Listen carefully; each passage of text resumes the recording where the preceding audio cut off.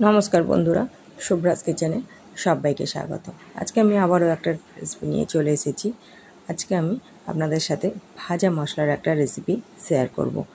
আর এই ভাজা মশলাটা আমিষ নিরামিষ সব রকম পদেই কিন্তু ব্যবহার করা যায়, আর স্বাদও কিন্তু দ্বিগুণ বাড়িয়ে দেয়। চলুন দেখা যাক।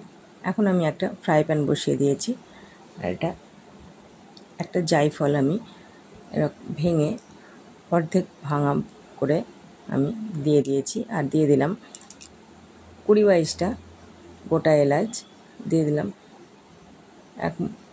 খানিকটা গোলমরিচ, আর এখন দিয়ে দিচ্ছি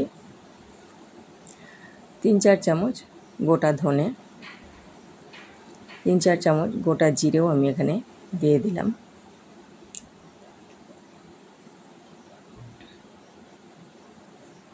দিয়ে দিলাম অল্প মৌরি।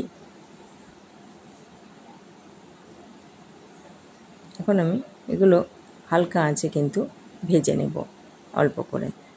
মশলাটা যেন একেবারেই পুড়ে না যায়, পুড়ে গেলে কিন্তু স্বাদটাই পুরো নষ্ট হয়ে যাবে। এর সাথে আরও কিছু মশলা আমি দেব হালকা আঁচে। ওটা কিন্তু মোটামুটি অল্প ভাজা হয়ে গেছে।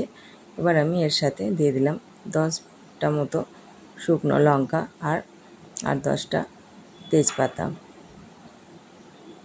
এখন অল্প একটু জয়িত্রী আমি এর সাথে দিয়ে দিলাম।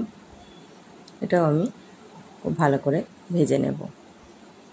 সব মশলাগুলো কিন্তু এখন আমার ভাজা হয়ে গেছে। আমি ঠান্ডা করে নিয়েছি। এবার আমি মিক্সির জারে এটা খুব ভালো করে গুঁড়ো করে নেব। গুঁড়ো করা হয়ে গেলে আমি একটা জারে এটা রেখে দেব। এটা কিন্তু যে কোনো রকম চিকেন বা মাটন, যে কোনো মাংসতেই কিন্তু ব্যবহার করা যাবে, আর যে কোনো নিরামিষ তরকারিতেও কিন্তু এটা দেওয়া যাবে। ভিডিওটা যদি ভালো লেগে থাকে একটা লাইক দেবেন, কমেন্টের মাধ্যমে জানাবেন কেমন লাগলো, আর বন্ধুদের সাথে বেশি বেশি করে শেয়ার করবেন।